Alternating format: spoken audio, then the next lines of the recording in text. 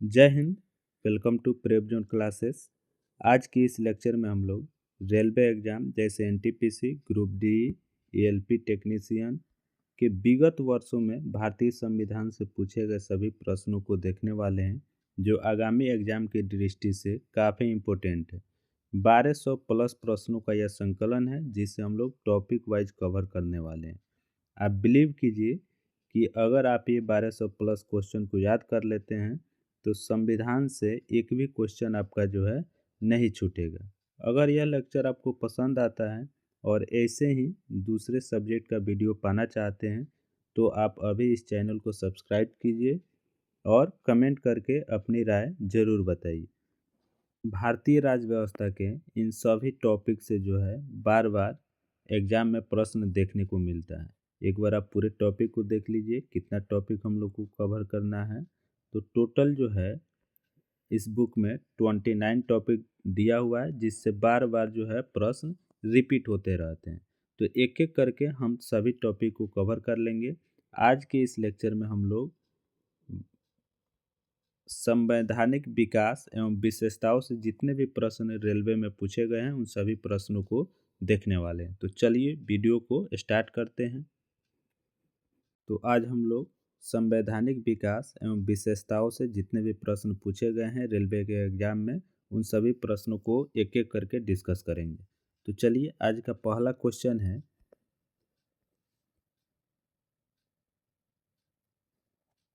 1925 में केंद्रीय विधानसभा का प्रथम निर्वाचित अध्यक्ष निम्नलिखित में से कौन था? तो इसका सही आंसर हो जाएगा ऑप्शन बी, विठल भाई पटेल। अगला प्रश्न देखते हैं, अंगीकृत किए जाने के समय भारतीय संविधान सबसे लंबा संविधान था, जिसमें मूलतः कितने अनुच्छेद थे? तो जब संविधान को अंगीकृत किया गया था उस समय जो है भारतीय संविधान में 395 अनुच्छेद थे। भारतीय संविधान को अंगीकृत कब किया गया था? तो 26 जनवरी 1949 को, और इसको पारित किया गया 26 जनवरी 1950 को। ठीक है। अंगीकृत करते समय 395 अनुच्छेद, 8 अनुसूची और 22 भाग थे। भारतीय संविधान की एकात्मक विशेषताओं के संबंध में इनमें से कौन गलत है?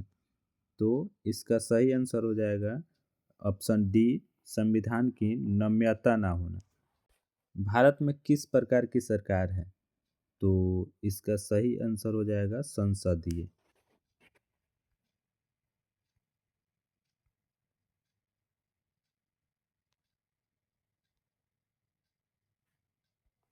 अगला क्वेश्चन है, निम्नलिखित में से किसे भारत में सरकार के संघीय स्वरूप का परिणाम कहा जा सकता है? तो संघीय स्वरूप का मतलब होता है जिसमें सरकार कई स्तर पर हो। तो इसका सही आंसर हो जाएगा बहुस्तरीय सरकार, जैसे संघ, राज्य और स्थानीय। चलिए अगला क्वेश्चन देखते हैं, निम्नलिखित में से कौन सी भारतीय संविधान की एक प्रमुख विशेषता नहीं है? तो संघवाद की स्थापना ये भारतीय संविधान की विशेषता है। सरकार का संसदीय स्वरूप ये भी विशेषता है। मूल अधिकार भी संविधान की विशेषता है, लेकिन सामंतशाही को प्रोत्साहन ये जो है भारतीय संविधान की विशेषता नहीं है। अगला क्वेश्चन है, भारतीय संविधान की संघीय व्यवस्था के संबंध में इनमें से कौन सी विशेषता सही है? तो भारतीय संविधान की संघीय व्यवस्था के संबंध में इनमें से कौन सी विशेषता सही है? तो एक एक करके पढ़ लेते हैं। संसद के निम्न सदन में राज्यों का समान प्रतिनिधित्व, तो ये तो गलत है। द्वैध शासन व्यवस्था ये सही है। संसद के उच्च सदन में सभी राज्यों का समान प्रतिनिधित्व ये भी गलत है। और दोहरी नागरिकता ये भी गलत है। तो ऑप्शन बी जो है सही होगा, क्योंकि भारतीय संविधान जो है द्वैध शासन पर आधारित है। यहाँ शासन को जो है केंद्र और प्रांतों में जो है विभाजित किया गया है। भारतीय संविधान में कितने देशों से विशेषताएं ली गई है? तो भारतीय संविधान में जो है 10 देशों से विशेषताएं ली गई है। उन 10 देशों का जो है नाम यहाँ पे है, एक बार आप इसको रीड कर सकते हैं।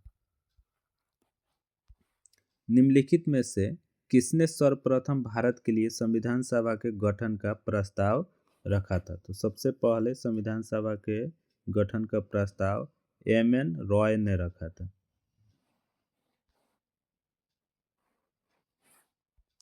भारतीय संविधान का अनुच्छेद 24 शोषण के विरुद्ध अधिकार से संबंधित है। इस अनुच्छेद के अनुसार किसी कारखाने या खदान में काम करने हेतु सरकार द्वारा निर्धारित न्यूनतम आयु कितनी है? तो न्यूनतम आयु जो है 14 वर्ष निर्धारित की गई है। भारत के संविधान के संदर्भ में इनमें से संविधान सभा के निर्वाचित अध्यक्ष कौन थे? तो निर्वाचित अध्यक्ष डॉक्टर राजेंद्र प्रसाद थे, जो 11 दिसंबर 1946 को जो है दूसरी बैठक में इनको अस्थायी सदस्य निर्वाचित किया गया।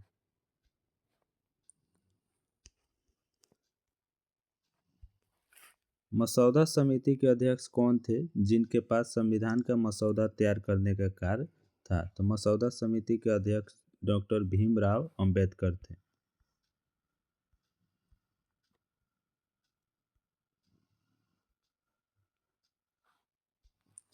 राजनीतिक व्यवस्था का कौन सी विधियां अलग अलग राज्यों या अन्य व्यवस्थाओं को एक व्यापक राजनीतिक प्रणाली के भीतर इस तरह एकजुट करती है कि प्रत्येक को अपनी अखंडता बनाए रखने का प्रावधान मिलता है?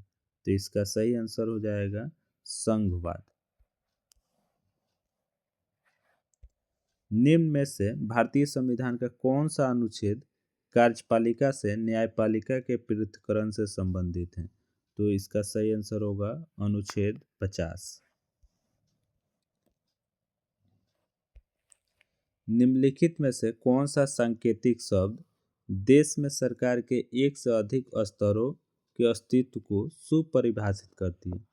तो सरकार के एक से अधिक स्तर को कौन परिभाषित करता है? तो इसका सही आंसर होगा संघवाद। भारतीय संविधान की कौन सी विशेषता राज्य स्तर पर और केंद्र में सरकारों के अस्तित्व को संदर्भित करती है? तो सही आंसर होगा संघवाद। स्वतंत्रता के बाद भारत की संविधान सभा के अध्यक्ष कौन थे? तो स्वतंत्रता के बाद भारत के संविधान सभा के अध्यक्ष डॉक्टर राजेंद्र प्रसाद थे। स्वतंत्र भारत के संविधान सभा के प्रथम अध्यक्ष कौन थे? तो इसका सही आंसर होगा डॉक्टर राजेंद्र प्रसाद। 9 दिसंबर 1946 को आयोजित संविधान सभा की प्रथम बैठक के अध्यक्ष कौन थे? तो 9 दिसंबर 1946 को आयोजित प्रथम बैठक के अध्यक्ष डॉक्टर सच्चिदानंद सिन्हा थे। और ठीक इसके 2 दिन बाद 11 दिसंबर 1946 को जो है दूसरी बैठक में जो है डॉक्टर राजेंद्र प्रसाद को अस्थायी अध्यक्ष निर्वाचित किया गया। इनमें से कौन भारतीय संविधान की मसौदा समिति के सदस्य नहीं थे? तो Syed Mohammad Saadulla, N Gopalaswami Ayyangar, doctor K M. Munshi और ए.वी. ठक्कर। तो ये तीनों जो है मसौदा समिति के सदस्य थे, लेकिन ए.वी. ठक्कर जो है ये मसौदा समिति के जो है सदस्य नहीं थे। तो मसौदा समिति में टोटल 7 सदस्य थे जिनका नाम यहाँ पे दिया हुआ है। इन सभी नाम को एक बार आप याद रख लीजिए। इसी से क्वेश्चन घुमाकर पूछा जाता है कि इनमें से कौन नहीं थे। तो सातों नाम अगर आपको याद रहेगा तो आप जो है सही सिलेक्शन कर सकते हैं। संविधान सभा के प्रारूप समिति के अध्यक्ष कौन थे? तो प्रारूप समिति के अध्यक्ष डॉक्टर भीमराव अंबेडकर थे। पंडित जवाहरलाल नेहरू ने किस तिथि को संविधान सभा में उद्देश्य प्रस्ताव प्रस्तुत किया? तो पंडित जवाहरलाल नेहरू ने 23 दिसंबर 1946 को उद्देश्य प्रस्ताव प्रस्तुत किया था।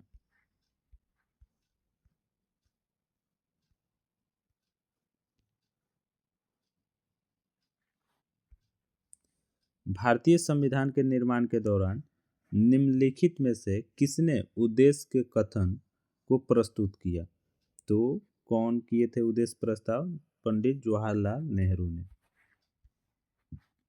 कितने वर्षों के विचार विमर्श के बाद भारतीय संविधान पर हस्ताक्षर किया गया? तो भारतीय संविधान को बनाने में 2 वर्ष 11 माह 18 दिन लगे थे, यानी कि लगभग लगभग 3 वर्ष। तो इसका सही आंसर हो जाएगा 3 वर्ष। स्वतंत्र भारत के प्रथम विदेश मंत्री कौन थे? तो स्वतंत्र भारत के प्रथम विदेश मंत्री जवाहरलाल नेहरू थे। यहाँ पे देख लीजिए, बलदेव सिंह ये प्रथम रक्षा मंत्री थे और बीवी गिरी ये तीसरे उपराष्ट्रपति और चौथे राष्ट्रपति थे। डॉक्टर सर्वपल्ली राधाकृष्णन ये भारत के प्रथम उपराष्ट्रपति और द्वितीय राष्ट्रपति थे। स्वतंत्र भारत का पहला केंद्रीय बजट किसने पेश किया था? तो पहला केंद्रीय बजट R.K. शनमुखन चेट्टी ने किया था।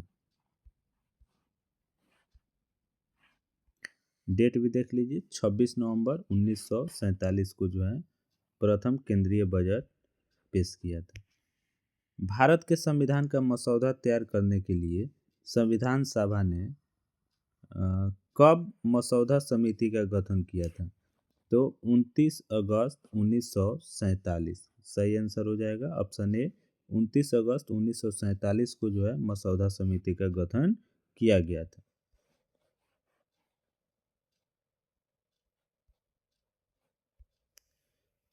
भारत की संविधान सभा का विचार पहली बार किसने दिया था? तो भारत की संविधान सभा का विचार जो है M.N. रॉय ने दिया था। देख लीजिए, पहली बार M.N. रॉय ने सन 1934 में यह विचार दिया था। 1946 में क्रिप्स मिशन की असफलता के बाद कैबिनेट मिशन आया और इस मिशन ने भारतीय संविधान के निर्माण के लिए एक बुनियादी ढांचे का प्रारूप स्वीकार किया। मूल संविधान में 395 अनुच्छेद, 22 भाग और 8 अनुसूचियां थीं। भारतीय संविधान को लिखने वाली संविधान सभा के उपाध्यक्ष कौन थे? तो इसका सही आंसर होगा ऑप्शन सी, H.C. मुखर्जी। अध्यक्ष कौन थे? तो राजेंद्र प्रसाद। और उपाध्यक्ष कौन थे? तो H.C. मुखर्जी। 1947 से पहले भारत में 26 जनवरी को क्या कहा जाता था? तो 1947 से पहले भारत में जो है 26 जनवरी को स्वतंत्रता दिवस के रूप में जाना जाता था। 26 जनवरी 1930 को रावी नदी के तट पर पंडित जवाहरलाल नेहरू द्वारा झंडा फहराया गया। ठीक है, पूर्ण स्वराज की संकल्पना प्रस्तुत की गई थी। स्वतंत्रता के उपरांत 15 अगस्त को स्वतंत्रता दिवस एवं 26 जनवरी को गणतंत्रता दिवस मनाया जाता है। भारतीय संविधान के जनक के रूप में किसे जाना जाता है? तो भारतीय संविधान के जनक कौन है? डॉक्टर भीमराव अंबेडकर। भारत में सांप्रदायिक चुनावी प्रणाली सबसे पहले किसके द्वारा शुरू की गई थी? तो इसका सही आंसर होगा मार्ले मिंटो रिफॉर्म्स या मार्ले मिंटो सुधार 1909 में जो है शुरू किया गया था। किस निर्णय ने संविधान की मूल संरचना का सिद्धांत निर्धारित किया? तो केशवानंद भारतीवाद जो है संविधान के मूल संरचना का सिद्धांत जो है निर्धारित किया।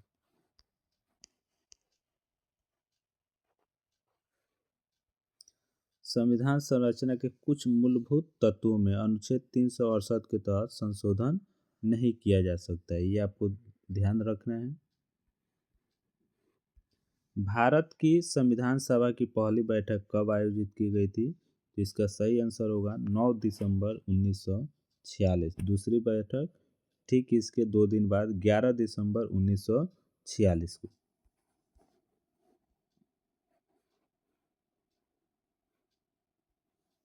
संविधान सभा की स्थापना वर्ष 1946 में कैबिनेट मिशन योजना के अंतर्गत की गई। संविधान सभा में कुल 389 सदस्य थे, जिसमें 292 प्रांतों के प्रतिनिधित्व, 93 जो है देशी रियासतों के प्रतिनिधित्व और 4 केंद्र शासित प्रदेश के प्रतिनिधित्व थे। संविधान सभा की पहली बैठक 9 दिसंबर 1946 को हुई थी, जिसमें सच्चिदानंद सिन्हा को अस्थायी अध्यक्ष बनाया गया था। और दूसरी बैठक 11 दिसंबर 1946 को हुई, जिसमें डॉक्टर राजेंद्र प्रसाद को अस्थायी अध्यक्ष एवं H.C. मुखर्जी, हरेंद्र कुमार मुखर्जी को जो है उपाध्यक्ष या उपसभापति नियुक्त किया गया। संविधान सभा की पहली कार्यवाही पंडित जवाहरलाल नेहरू द्वारा पेश किए गए उद्देश्य प्रस्ताव के साथ शुरू हुआ था। भारतीय संविधान को कब अंगीकृत किया गया था? भारतीय संविधान को 26 नवंबर 1949 को अंगीकृत किया गया था। अगर लागू पूछा जाए तो 26 जनवरी 1950 को लागू हुआ था। संविधान सभा द्वारा भारतीय संविधान को 26 नवंबर 1949 को अंगीकृत किया गया था। संपूर्ण संविधान निर्माण में 2 वर्ष 11 माह 18 दिन लगे। इस कार्य पर लगभग 64 लाख रुपए व्यय हुए थे। संविधान के प्रारूप पर 114 दिन तक चर्चा चली थी। मूल रूप से ये भी क्वेश्चन पूछा जाता है कि संविधान के प्रारूप पर कितने दिनों तक चर्चा चली थी? 114 दिन याद रखना है। संविधान में ये 355 अनुच्छेद, 22 भाग और 8 अनुसूचियां थी। संविधान की स्वीकृति के बाद संविधान के कुछ अनुच्छेद 26 नवंबर 1949 को ही लागू कर दिया गया, परंतु संविधान के शेष प्रावधानों को 26 जनवरी 1950 को लागू किया गया। 26 जनवरी 1950 से भारत एक गणराज्य के रूप में स्थापित हो गया। निम्न में से कौन भारतीय अधिनियम ब्रिटिश प्रधानमंत्री लॉर्ड नॉर्थ की अध्ययन वाली समिति की रिपोर्ट पर आधारित था? तो इसका सही आंसर हो जाएगा ऑप्शन सी, यानी कि विनियमन अधिनियम 1773। विश्व का सबसे लंबा लिखित संविधान किस देश का है? तो इसका सही आंसर होगा भारत। संविधान के अन्य देशों से उधार लेने की विशेषताओं की आलोचना करते हुए किसने कहा था संविधान के मौलिक विचारों के संदर्भ में किसी को भी कोई विशेष अधिकार नहीं है? तो यह कथन डॉक्टर भीमराव अंबेडकर ने कहा था। भारत के संविधान की मसौदा समिति के अध्यक्ष कौन थे? तो भीमराव अंबेडकर हो जाएगा। भारतीय संविधान के संबंध में निम्नलिखित में से कौन सा कथन सही है? तो यह कई संविधानों का मिश्रण है, ये सही है। यह पूरी तरह ब्रिटिश संविधान पर आधारित है, ये गलत है। यह केवल भारत सरकार अधिनियम 1935 के आधार पर बनाया गया, ये भी गलत है। यह पूरी तरह कनाडा के संविधान पर आधारित है, ये भी गलत है। तो ऑप्शन ए जो है सही हो जाएगा। भारत में कौन सा दिन संविधान दिवस के रूप में मनाया जाता है? तो 26 नवंबर को जो है संविधान दिवस के रूप में मनाया जाता है, क्योंकि 26 नवंबर को ही भारतीय संविधान को अंगीकृत या आंशिक रूप से जो है इसको लागू किया गया था।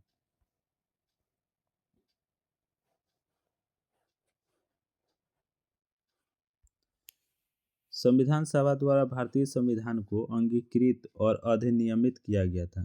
तो कब अंगीकृत किया गया था? 26 नवंबर 1949 को। भारत का सर्वोच्च कानून किसे माना जाता है?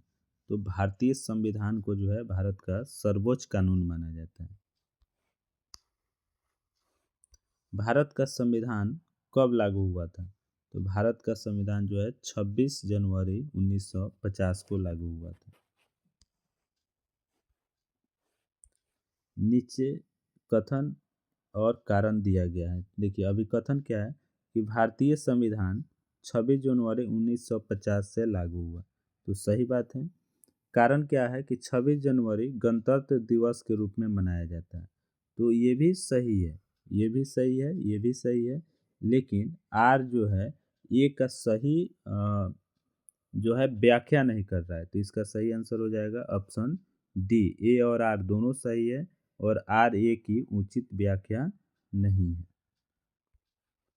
संविधान सभा के 1946 के अंतर्गत भारतीय संविधान का निर्माण हुआ।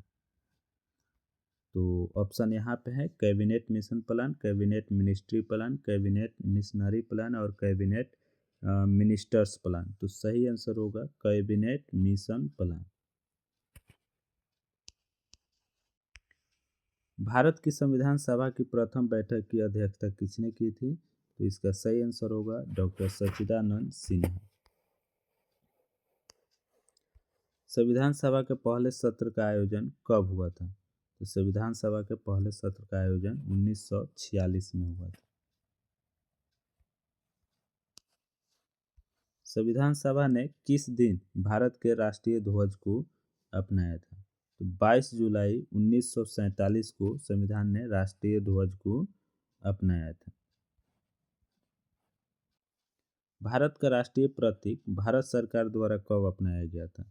तो राष्ट्रीय प्रतीक जो है जिस दिन संविधान लागू हुआ यानी कि 26 जनवरी 1950 को ही अपनाया गया था। राष्ट्रीय प्रतीक के रूप में सारनाथ में स्थापित सी स्तंभ को अपनाया गया।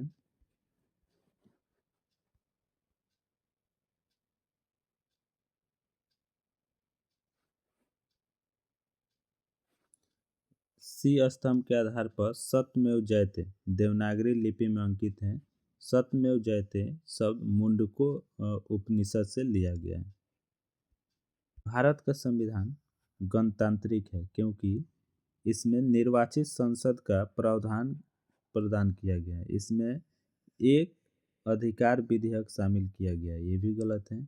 इसमें वयस्क मताधिकार का प्रावधान प्रदान किया गया है, तो ये भी गलत है। इसमें कोई वंशानुगत घटक नहीं है, ये सही है। गणतांत्रिक का मतलब होता है कि यहाँ की जो राजा होगा वो कोई वंशानुगत नहीं होगा, वो सीधे लोगों के द्वारा चुनकर आएगा। भारत का संविधान गणतांत्रिक है क्योंकि इसमें कोई वंशानुगत घटक नहीं होते हैं। भारत के राष्ट्राध्यक्ष का चुनाव होता है। भारत एक गणतंत्र है। गणतंत्र का मतलब होता है कि यहाँ पे देख लीजिए शासक राजा या रानी होती है, तो ये गलत बात है। शासक राजा या रानी का सीधा वंशज होता है, ये भी गलत है। राज्य का प्रमुख उसके लोगों द्वारा परोक्ष रूप से चुना जाता है, ये सही है। ऑप्शन सी, राज्य का जो प्रमुख होता है वो लोगों के द्वारा चुना जाता है। अभिकथन है भारत एक लोकतांत्रिक देश है, तो ये सही बात है कि भारत एक लोकतांत्रिक देश है और भारत का अपना एक संविधान है, तो ये भी सही है। लेकिन आर जो है एक ही सही व्याख्या नहीं कर रहा है। लोकतांत्रिक का मतलब होता है कि जहाँ के राजा को जो है लोगों के द्वारा चुना जाता है, उसको लोकतांत्रिक बोला जाता है। तो यहाँ पे रीजन वो नहीं देकर यहाँ पे ये बताया गया है कि भारत का एक अपना संविधान है। तो संविधान तो हर कंट्री की है, तो क्या सभी लोकतांत्रिक कंट्री है? तो ये संभव नहीं है। तो ये भी ए और आर दोनों सही है, लेकिन आर ए का उचित व्याख्या नहीं है, तो इसका ऑप्शन हो जाएगा बी। ए और आर दोनों सही है लेकिन आर ए की उचित व्याख्या नहीं है। चलिए, तो इस प्रकार से जो है संवैधानिक विकास और उसकी विशेषताओं से जितने भी प्रश्न पूछे गए थे उन सभी प्रश्नों को कवर कर लिया। और अगले लेक्चर में हम लोग जो है भारतीय संविधान के स्रोत और उसके आगे जो टॉपिक है उसको हम लोग कवर करेंगे। तो आज के लिए बस इतना ही, फिर मिलते हैं अगले लेक्चर में।